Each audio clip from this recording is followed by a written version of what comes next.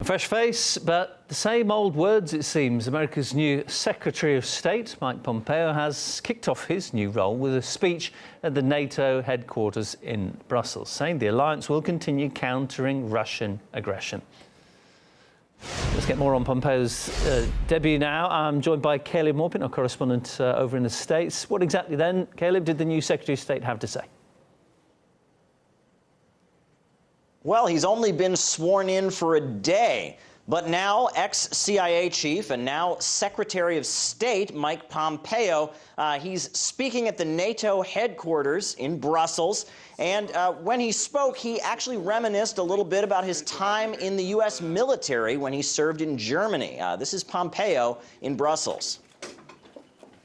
We talked a lot about that, the changing nature of the threat from Russia. When I was a young soldier, it was T-72 tanks and T-60 tanks rolling across the then East German plain. Today is different, and we collectively, each nation individually and NATO together, must come up with solutions to address that.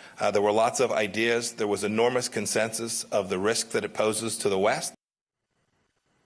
Now, Stoltenberg, the NATO chief, seemed quite warm and receptive to the new Secretary of State from the USA.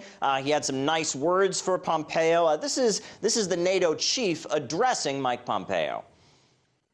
His long and varied experience, including serving as a soldier in Germany during the Cold War, provides him a perfect background for being the top diplomat of the United States. Now, it's also important to note that while he was speaking, Pompeo was quite critical of Germany for not achieving the 2% military spending target. There's a 2% military spending target that NATO countries are expected to reach, and at this point, Germany has not yet reached that target.